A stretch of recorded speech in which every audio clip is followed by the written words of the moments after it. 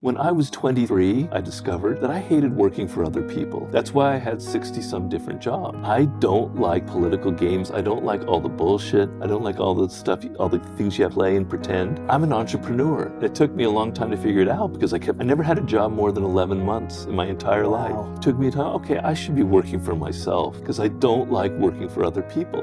So the point is, you're learning. Don't just say, oh, I did this job, I got nothing out of it. You get something out of everything. And if you're in your 30s, for instance, combining your skill sets, so combining writing with law is very powerful because we live in a world where you have such access to information that the best entrepreneurs are combining things that nobody ever thought of. Exactly. And starting a kind of business that involves kind of very strange skill sets, but is so unique that it takes off. So never give up, never say that this was wasted time. Nothing is wasted. So the problem that most people have, and believe me, I know it, when you're writing something or working on a project, is you have no distance. You have no ability to analyze your own work. You think that everything you do is just golden and beautiful, or you think everything you do is awful or terrible. So one of the things I had to learn in life, and that are the source for my work, is that there are bad people out there, and you have to recognize that. There are narcissists, that there are aggressive people, that there are passive-aggressive people. They are enviers, and you have to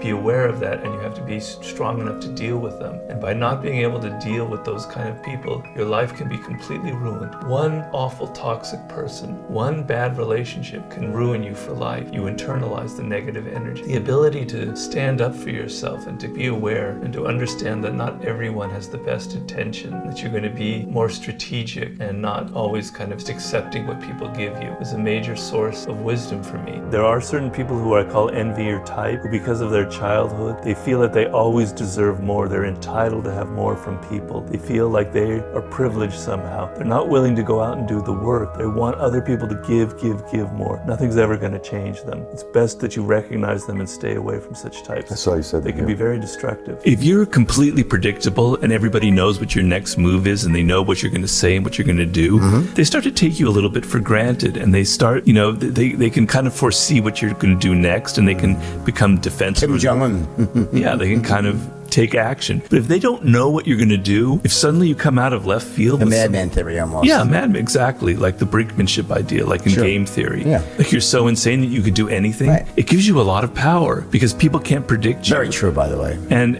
predictability is like something that we depend on as human beings. We think we can predict someone's behavior. It gives us a sense of comfort. But the idea that we don't know what someone's going to do is very threatening, very intimidating. But it'll only work if you're in a position of power. If you're an employee just starting out and you start being unpredictable, you'll get fired tomorrow. Sure. Be focused not on the skills and the glittering resume, but what on people are trying to disguise. Because if people have weaknesses in their character, they're doing everything they can to disguise it from you unconsciously. They're doing that in the interview, in the initial process. And then months later, it'll leak out. So you want to be a detective and you want to get under that facade. People who show that they really believe something so strongly, they're so emotional about it, they get up, they stomp the podium, they pound the ground, etc. with their foot, they radiate conviction. And yet their beliefs, their ideas could be the stupidest ever in the history of mankind. But because they say it with so much conviction, we tend to believe that they must be telling the truth. Why would they be faking it? Why would they be putting on this show? It must be real. It must be something that they actually believe.